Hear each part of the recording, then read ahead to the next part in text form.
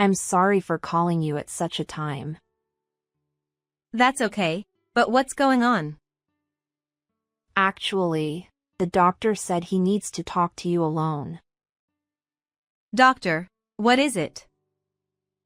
It's about your father. It might involve your family. What? I was visiting my father, who was hospitalized due to diabetes, along with my mother and brother's family. However, I was the only one called by the doctor. As I listened to the doctor, I trembled with shock at the overwhelming information he shared. If you have any evidence to support what I'm telling you, I recommend contacting the police.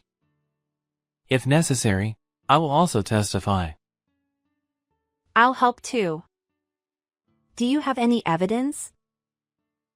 Evidence? I can't think of anything. Then try to find something. Easier said than done.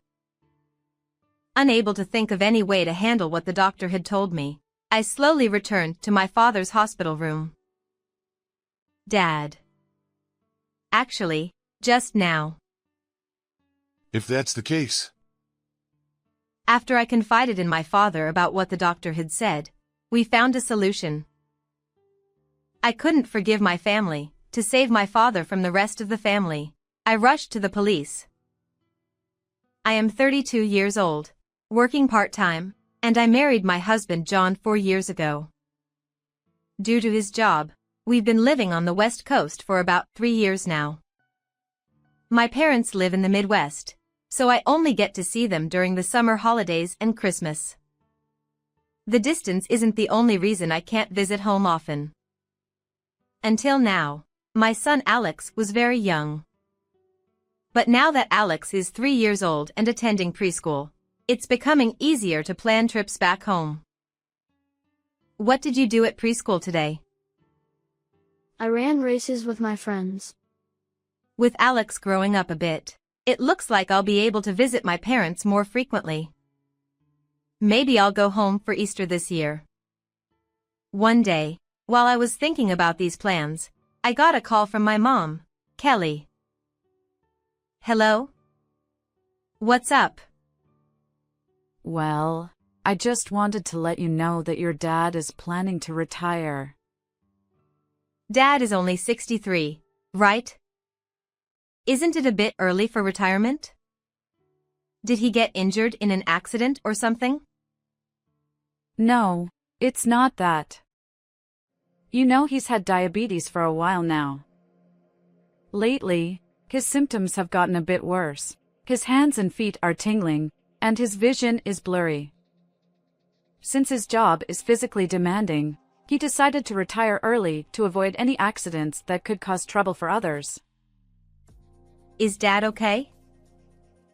His symptoms have worsened a bit, but they're not affecting his daily life too much. Don't worry.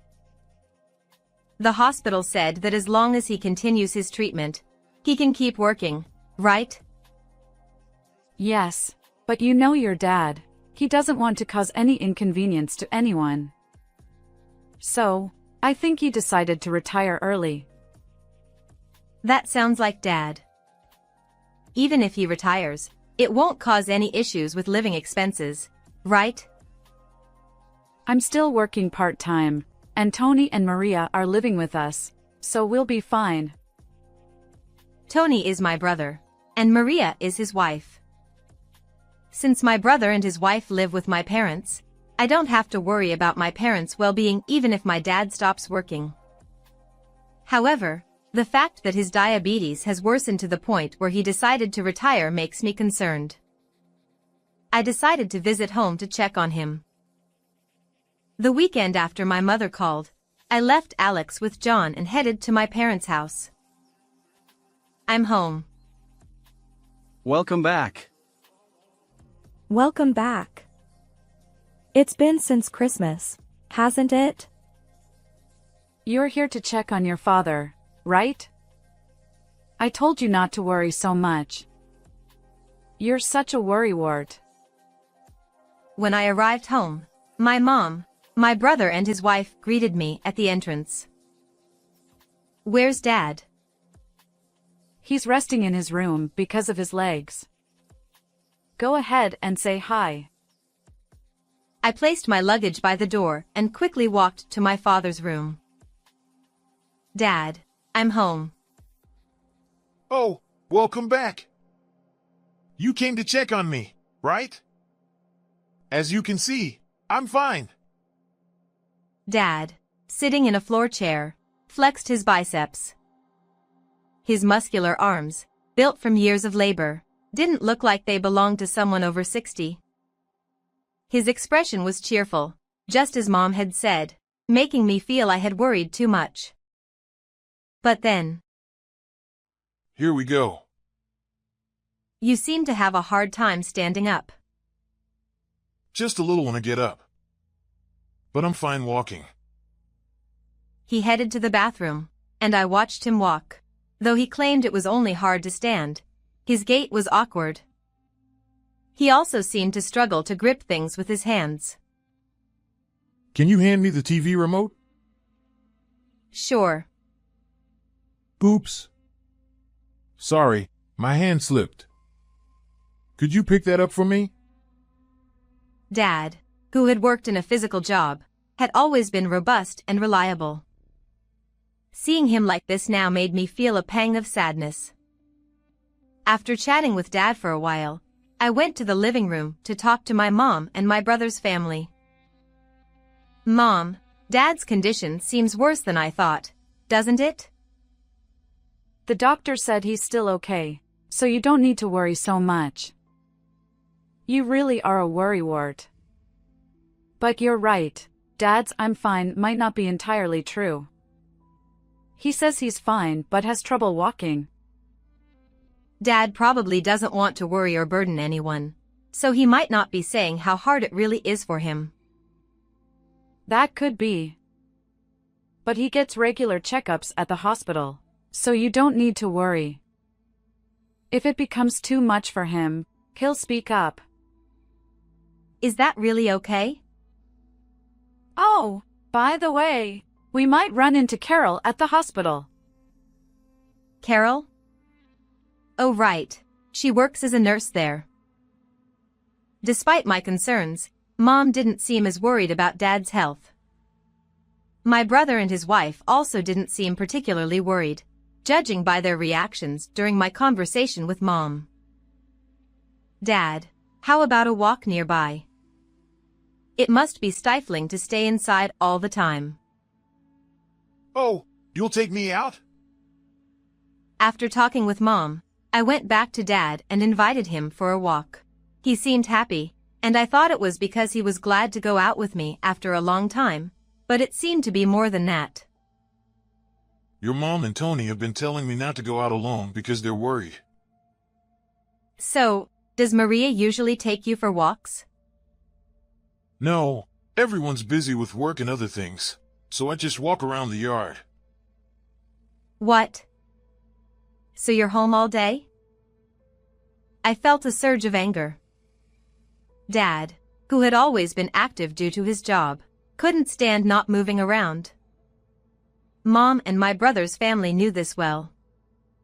Yet, they told him not to go out and didn't even accompany him on walks. After returning home from the walk, I confronted my mom and brother's family. Is it true you don't even take Dad out for walks? We're busy too, you know. We can't take him out for walks all the time. You know he gets restless if he doesn't move around. But he hasn't said anything about wanting to go out. That's because he doesn't want to be a burden on everyone. Look, I don't know what you think after taking Dad for a walk today, but it's easy to take him for a walk when you just happen to be visiting. Taking care of Dad involves more than just walks. We have our own struggles too. Or are you saying you'll come here every day to take him out for a walk? My brother was right. Living far away and not being there daily, I couldn't tell my mom and brother's family how to manage things. Unable to argue back, I had to relent. I stayed at my parents' house for one night and returned home the next day. thank you for taking care of Alex yesterday. It's fine. I was off work anyway. How's your dad? Well, he seemed better than I expected, I guess. For a moment, I debated whether to tell John about Dad being stuck at home all day. But since there was still a lot I didn't know, I decided not to mention it just yet. That night, I remembered my conversation with my mom about Carol, a friend who works at the hospital. I decided to send her a message after a long time. Hey, it's been a while. I heard from my mom that you work at the hospital where my dad goes. I visited home yesterday, and it made me think of you, so I decided to reach out. Carol replied almost immediately. Long time no see. I've been thinking about messaging you for a while. Why? Since I replied quickly, our conversation continued in real time. I've been worried that your mom and the others might be planning something scary. Did something happen? They keep asking really frightening questions like, what's the mortality rate for diabetes, and how long does he have left to live? They ask all kinds of other questions too. That sounds like they're just concerned about Dad. The words could be taken that way, but it's more about their expressions and the atmosphere when they ask. It feels off, unsettling. I was worried that you might share their intentions, so I hesitated to reach out. Why did you decide to tell me you found their behavior suspicious? I guess it was the tone of your first message. It seemed like you didn't know anything. Plus, when I thought about it, I couldn't imagine you being involved in anything shady. Thanks for trusting me. I also felt something was off with my mom and brother's family. But it's hard to accuse them based on a feeling. True, but I'll let you know if I find out anything. Keep me posted if you learn anything too. It seemed I wasn't the only one who found my mom and brother's family's behavior odd. We agreed to keep each other informed about any new developments. However, as ordinary people without the skills of police or detectives, we couldn't conduct any proper investigation. 6 months passed without any significant developments. I had planned to visit home for Easter, but due to my husband's work, I couldn't make the trip. Still, I kept in regular contact with my mom and kept up with my dad's condition. How's Dad doing? Lately, his condition has been getting worse. It's become very difficult for him to walk, and sometimes we have to support him around the house. What about his hands or other symptoms? The numbness in his hands is getting worse too. With all of us working, it's becoming really hard to manage everything at home. We're all talking about reaching our limit. It might actually be better if he developed one of those complications. Hey! How can you say such a thing?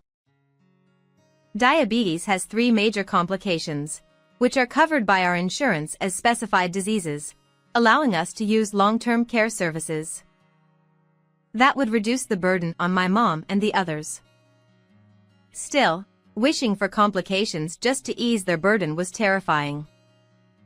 I could now understand the unsettling atmosphere Carol had mentioned.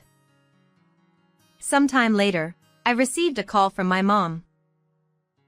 Hello, try to stay calm. Your dad might need to have his leg amputated. What? His leg? It's not uncommon for diabetics to lose a limb. I knew my dad had symptoms in his leg, so I had thought it might happen someday. But to have my fears become reality was shocking. I'm coming home. It's not definite yet. Besides, You'll be coming home soon for summer vacation, right? But You're such a worrywart. He'll be fine.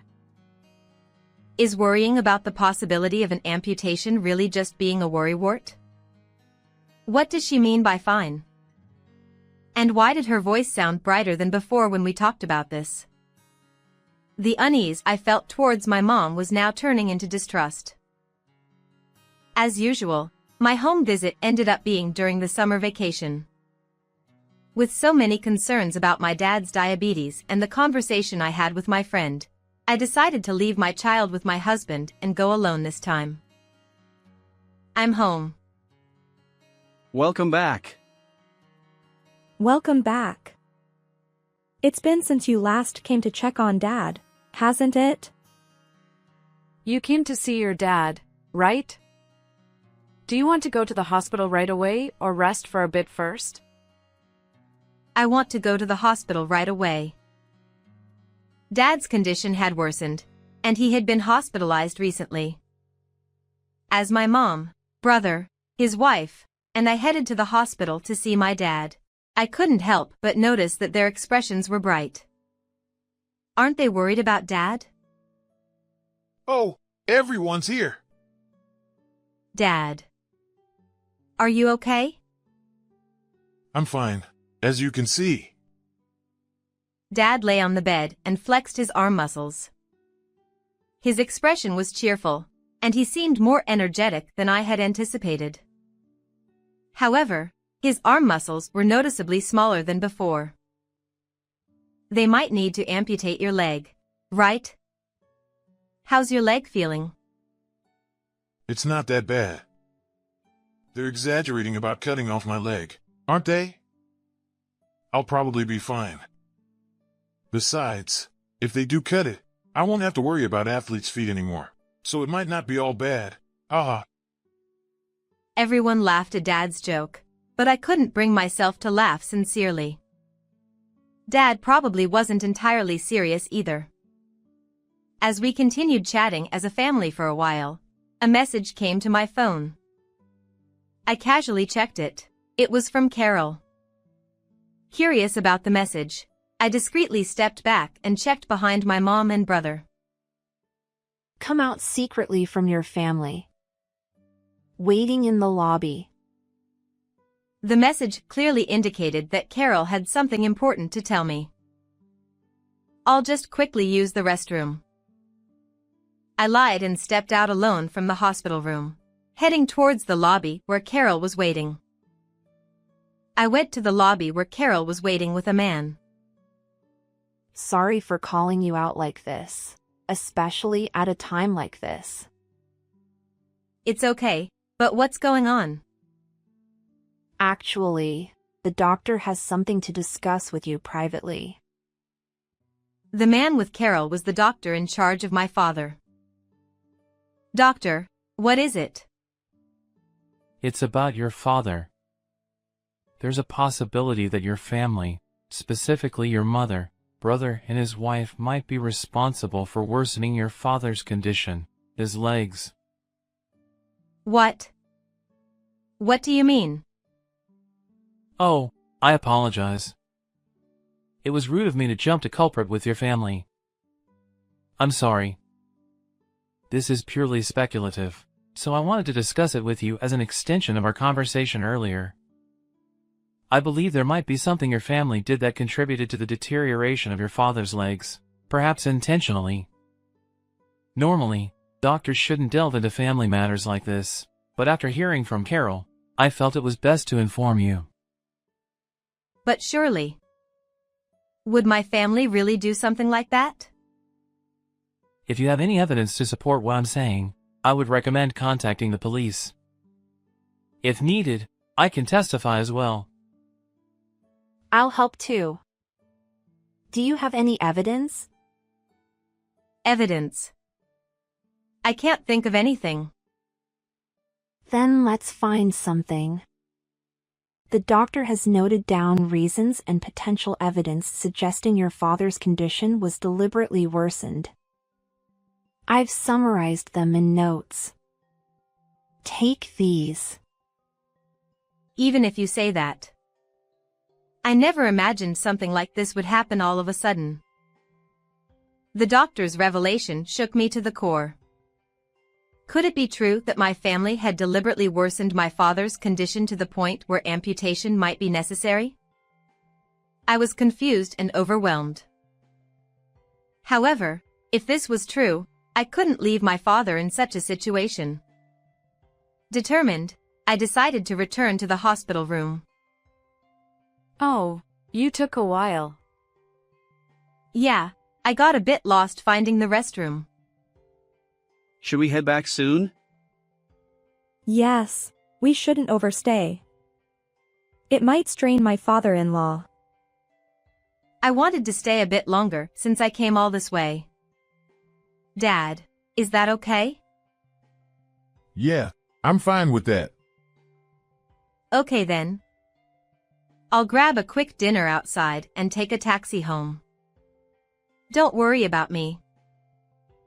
All right. Take care of your dad for us. My mother, brother and his wife left the hospital room, leaving just my father and me. After a few seconds of silence, I decided to tell my father about what the doctor had said. Dad. Please listen carefully. The doctor suggested that Mom, Tony and Maria might have intentionally caused your leg condition to worsen. I had a feeling. You knew? Sort of. Why didn't you say anything? I'm the one causing trouble. That's not true at all. We're family, Dad. When someone is in trouble, you rely on and support each other. They're wrong. If Mom and the others aren't supporting you, then I will. You? Carol gave me some notes. Let's go over them together.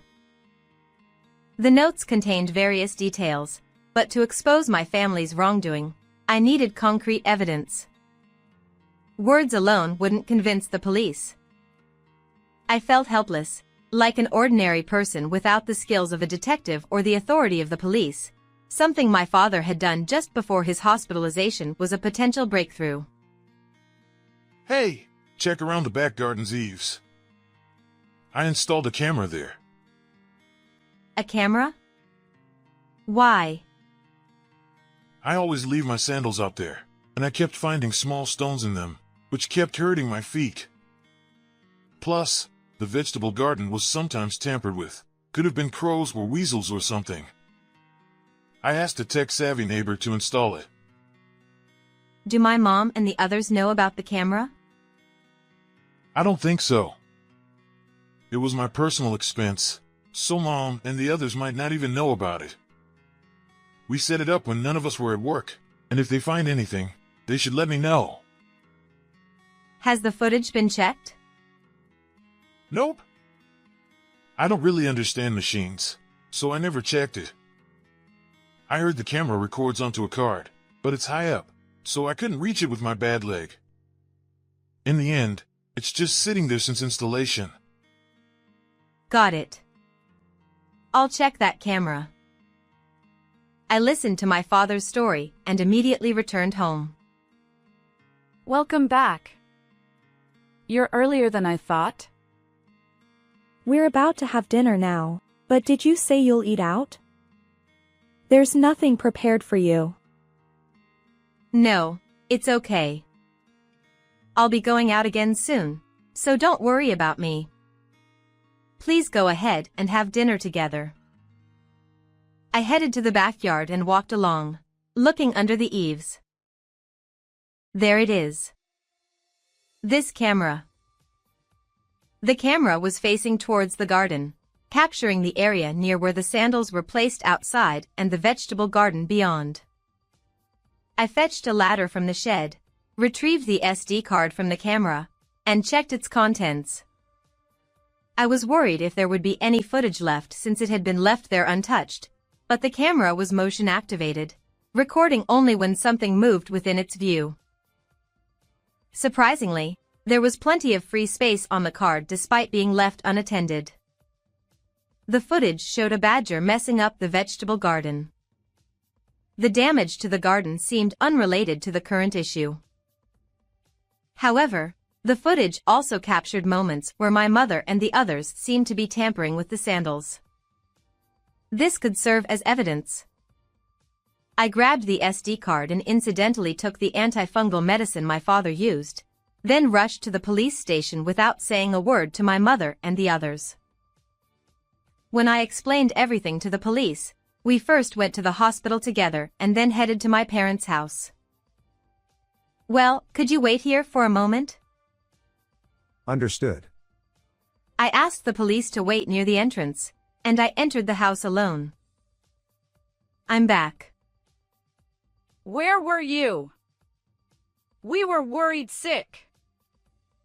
Yeah, if you were going to be late, you should have at least called.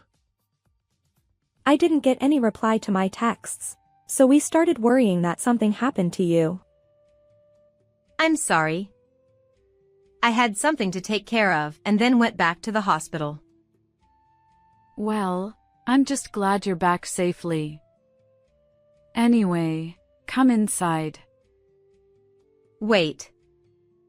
Since all three of you are here, please listen to me. What is it? Anticipating the impending confrontation, I took a deep breath to steady myself.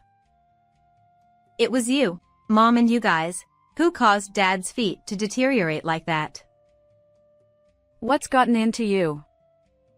Why are you saying such nonsense all of a sudden? Why would we do something like that?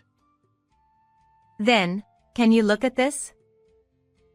I showed them the screen of my phone. On the screen was a screenshot from the camera footage showing Mom putting pebbles into the sandals.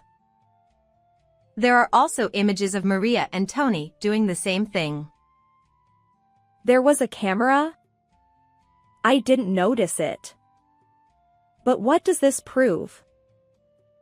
Dad told me about it. There were pebbles in the sandals, causing him frequent injuries.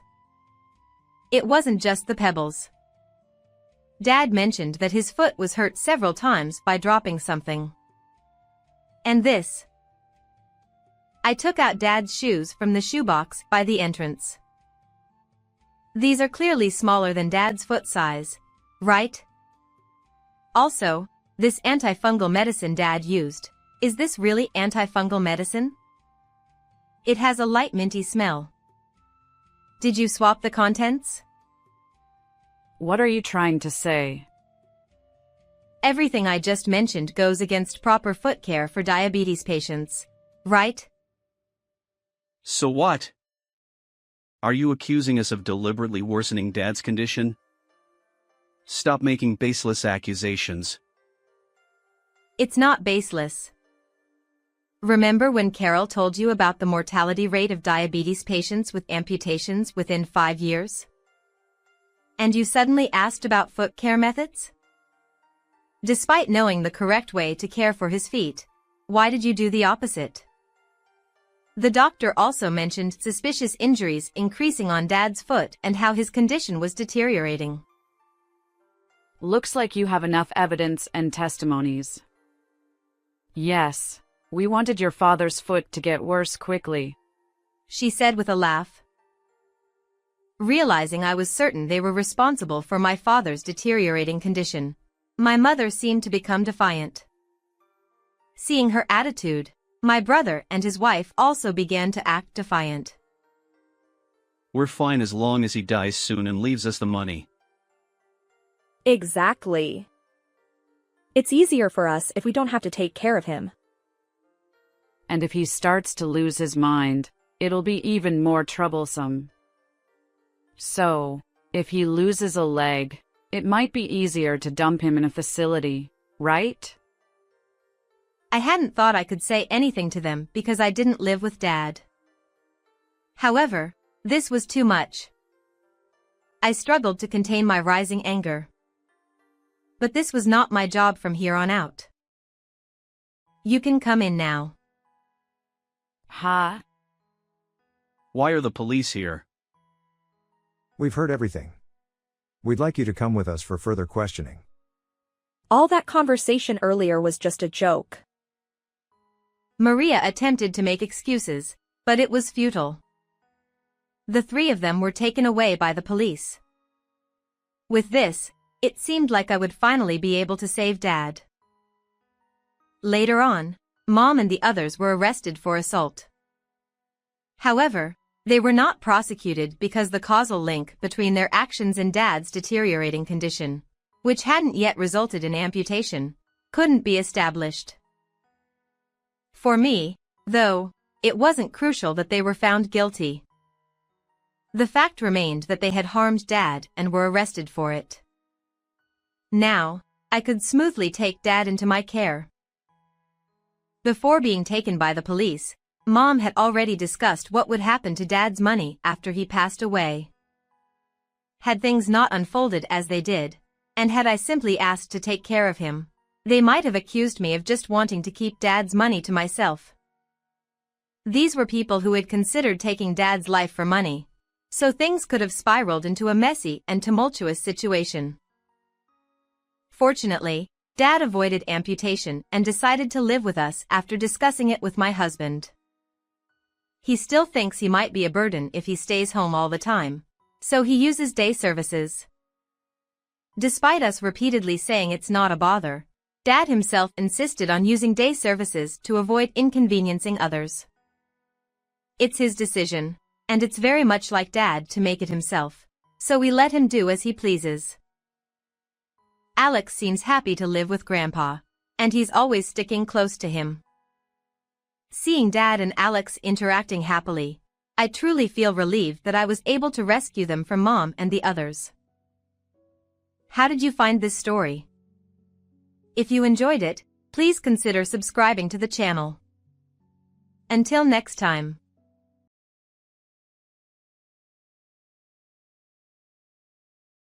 My name is Mona.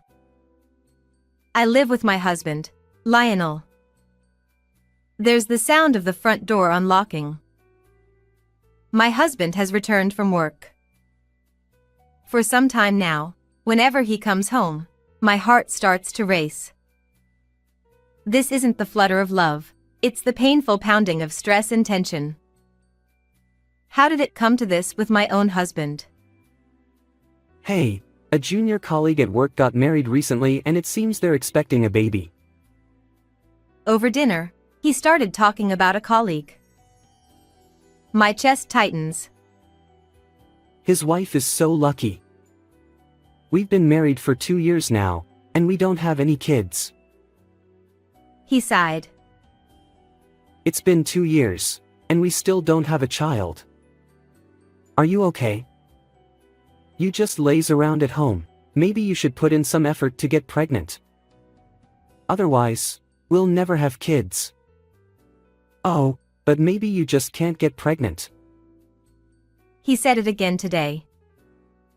For the past year, he's been saying things like this to me almost every day. Every single day, it's like he's taunting me. His words carry no love, just a desire to torment me. It feels like he's telling me I'm worthless. He's not the only one who wants a child, I do too. He says I'm not trying, but I am. I've tried supplements and products that are said to help with fertility. I've even started yoga, which is supposed to be good for trying to conceive. I am trying. But still, he blames me like this today. Honestly, it's very painful every day. But I believe that if we have a child, things will change, so I endure it and smile at him. You're right. What's with that smile?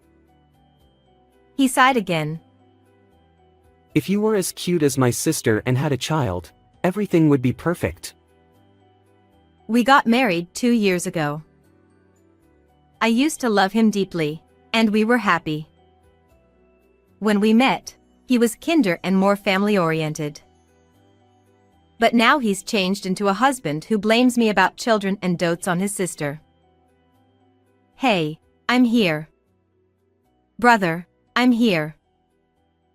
his sister, Olivia, came over. She visits almost every week. And she behaves as if it's her own home. She opens the fridge and looks for food and drinks. Olivia, you're here. You look cute as always. Make yourself comfortable. He gives her a smile that he no longer shows me. Here's your allowance for this month. He handed her $200. He gives his 25-year-old sister a monthly allowance. To me, it's unbelievable for an adult to get an allowance, but it seems normal for them. I once questioned him about it. You're so cold-hearted. That's all he said. Thanks. I really love you, big bro. She knows she's more adored than I am and manipulates him for money and gifts. He restricts my spending but gives freely to her. It makes me feel bitter. Hey, Mona, are you glaring at me? Scary. No, I'm not glaring. She saw me deny it in a panic and smirked as she hid behind Lionel. Are you jealous of Olivia's cuteness? No wonder you can't have children. Yeah, with that attitude, no one will love you. Just kidding. My fiancé, Omar, loves me so much. He's going to propose to me this year. The two of them baselessly blame me. Even just hearing it from my husband every day is painful. And now they team up against me weekly. There's no one on my side. It's just a painful time. I want to argue back, but I know it'll only get worse, so I say nothing. But I was exhausted, so I decided to consult my in-laws who were visiting soon. I wanted to talk about the children and hoped they'd say something to him. On the day they visited, I carefully told my father-in-law about our struggle to have children and the burden of my husband's words. Luckily, my husband was out until the evening. My in-laws listened empathetically. I'm home. When he returned, they talked to him about what I'd said. There's no need to rush about children. Mona seems really stressed. Marriage is long, you know? They gently advised him. He listened quietly without arguing. After they finished, he spoke kindly. I didn't realize I was burdening you, Mona. I'm sorry. I wasn't understanding enough. Let's work together. He smiled warmly at me. You don't need to worry anymore, Dad, Mom. I'll be more considerate of Mona. Hearing this, my in-laws looked relieved. I felt relieved, thinking he finally understood. After they left. Thank you for earlier. I'm happy. You know, there are many couples who don't have children in their second year of marriage. Some people even go to fertility clinics. Shall we go together? Thinking he understood, I suggested visiting a clinic. He banged on the table. Startled, I looked at him, and he was glaring at me. What were you thinking, telling Dad and Mom about our child problems? Aren't you ashamed? I was speechless. A clinic? No way. If we were normal, we'd conceive naturally. There's no need for a clinic. I realized he hadn't understood at all. He just acted considerate in front of his parents to avoid trouble. I felt so sad. I failed in this marriage. Why did I marry someone like you? He said, retreating to the bedroom. I was emotionally wrecked and tears flowed from my eyes. One day, while cleaning, I noticed something. The piano was gone. the piano in the living room was missing. My grandmother bought it for me when I was in elementary school, and it's my treasure. I've always cherished it and brought it to this house as part of my dowry. Despite everything Lionel and Olivia said, the piano comforted me, making me feel protected by my grandmother. It was that precious to me, and now it was gone. I searched desperately but couldn't find it. In Lionel's room, I found 2 bank books on the desk. One was Lionel's, and the other was the one we used to save for our future child. Why are they here?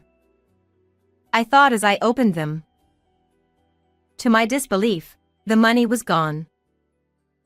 From Lionel's account, $7,700 in bonuses was withdrawn, and from the future child savings, $6,900 was taken out.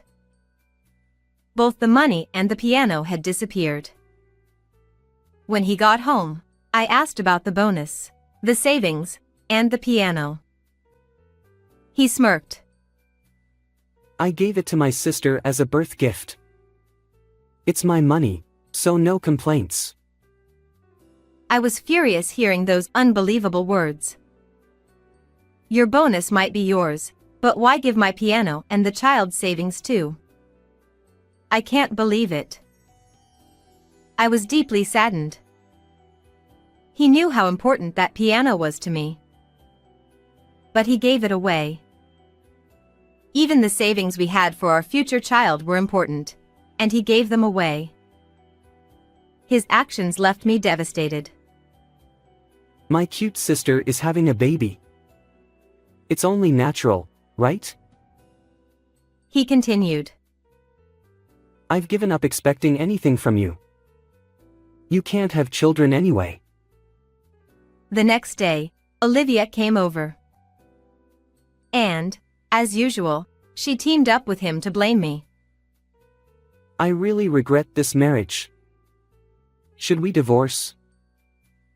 He said it as if joking. I knew he enjoyed seeing my reaction, using it to torment me. At that moment, I didn't care anymore. Why should I endure this for such people? This isn't happiness. Feeling liberated, I grabbed the divorce papers from the drawer, which I had received a while ago, and handed them to him. Let's get divorced then. Sign it now. He was surprised. What are you saying? You're not serious. I'm not signing this. It's annoying. I insisted he sign the papers. Ugh, annoying. Well, I'll sign it just to humor you. You don't have the guts to go through with it anyway. Annoying. I packed my things, took the signed divorce papers, and headed to the municipal office to submit them immediately. Tears streamed down my face as I did. I felt a weight lift off my shoulders. Watching the tears fall into my hands, I realized I've been through so much pain. I headed straight to my in-laws' house. When they saw my swollen, tear-stained face, they hugged me and welcomed me inside. I told them everything, sparing no details, which I had previously sugarcoated. I then took out my phone and played the recordings I had made. The voices of my ex-husband and his sister blaming me filled the room. My in-laws, upon hearing everything, were too shocked to speak. They hugged me tightly with tears in their eyes. I'm sorry, Mona. I'm so sorry. You must have been through so much. Mona, we're truly sorry. We'll protect you now, so you can feel safe. I also called my own parents to tell them about the divorce and the hardships I'd been enduring. My in-laws apologized for their son and daughter's actions, and everyone became my allies. I had never had anyone on my side before. It had always been a daily barrage of blame. Now, I was overwhelmed with gratitude for my supportive in-laws and parents. By the way, Mona, is it true that Olivia is pregnant? Yes, I was surprised too. We hadn't heard anything about it. They were very surprised to hear that my sister-in-law was pregnant, as they hadn't been told. We decided to call Olivia's fiancé, Omar, to verify the truth. From Omar's account, I started to believe my suspicions were correct. Later, I noticed multiple missed calls from Olivia. I could guess why she was calling so persistently. When she called again, I answered and heard her frantic voice. Finally. What were you doing? Who is this? What? She sounded surprised by my question.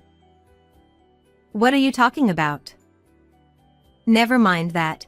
Mona, why did you tell everyone about my pregnancy? She was furious, clearly upset that I had told her parents and fiancé. It was horrible of you to tell them without my permission. I won't forgive you. Why? Why shouldn't I have told them? You should know why. I sensed confusion beneath her anger. I don't understand. Your brother's sister is pregnant. I wanted to share the joy with the family, so I told your parents and your fiancé, Omar. Though, I was surprised none of them knew. Why hadn't you told them? I continued, despite her angry tone. I thought you'd be the first to tell everyone if you were pregnant. Why didn't you? It's not that simple. People have their reasons. Oh, because your lie would be exposed? What? I had long suspected whether she was truly pregnant. Her behavior didn't match that of a pregnant woman, drinking alcohol, eating raw foods, and even smoking. My suspicions were confirmed when we spoke to her fiancé with my in-laws.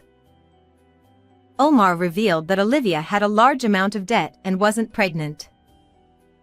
She had lied about the pregnancy to get money from my ex-husband to pay off her debts. When I confronted her with my theory, she was clearly shaken but continued to deny it. Then show me your maternity record book or let's go to the gynecologist together. If it's not a lie, you can do that, right? When I pressed her, she finally admitted to everything. Her voice was trembling. A few days later, my in-laws, Omar, and I called my ex-husband and Olivia to a meeting. The atmosphere was tense, and Olivia looked nervous. My ex-husband hung his head. When we told him about Olivia's lies, he was shocked. Lies? Tell me it's not true. He turned pale, devastated to learn his beloved sister had deceived him. Olivia, unable to look at anyone, stared at the floor. Omar then spoke. Olivia, I won't marry you. I heard everything you did to Mona. I can't believe it. We're over. Omar, I'm truly sorry. She burst into tears at his words.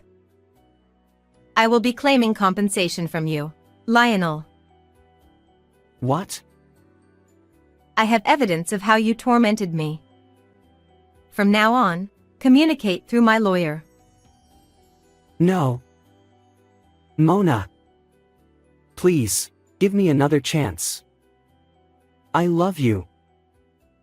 He pleaded, sobbing at my feet. I have no intention of being with you again. You have no idea the pain and suffering you caused me. I can't be with you anymore. As I said this, he broke down even more. Mona, Omar, we're truly sorry. We want to apologize too. Our children have hurt so many people. We're deeply sorry. Olivia, Lionel, listen carefully. Don't come back to this house. We'll take responsibility for the damage you've caused, but we won't help you financially. You must pay your own way. We won't see you again. He spoke to them calmly but sternly. Afterwards, Olivia, now dumped, struggled to repay the money she owed me by working multiple part-time jobs. She had always relied on her fiancé's and my ex-husband's money and had never worked seriously before. Lionel, unable to focus on his job, got fired. With no savings and a $25,000 compensation debt, he led a tough life, moving into a rundown apartment and juggling multiple part-time jobs. Despite everything, I soon met a wonderful man and remarried after my divorce. We were blessed with a child and now live happily as a family of 3. One holiday, my new husband, our child, and I were heading to an amusement park when we ran into my ex-husband. Mona? The encounter was so unexpected that it shocked me. He looked worn out and haggard, so I didn't recognize him at first. A child? You look happy. He didn't know about my remarriage or the birth of my child and looked visibly shaken.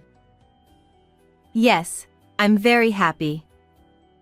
I have a wonderful child and a loving husband. I felt a sense of comfort and happiness as my daughter squeezed my hand and my husband stood behind me, supporting me. I smiled at my ex-husband. Goodbye. I'm glad to see your beautiful smile. I'm sorry for everything. Goodbye. At one point, he had stopped complimenting my smile. I couldn't show him a genuine smile back then because of the pain I was going through. But today, he complimented my smile again, seemingly happy for my current happiness, which made me feel glad. My husband and daughter looked at me kindly. Now, I can say from the bottom of my heart, I am happy. How did you like today's story? Please subscribe to the channel. See you in the next video.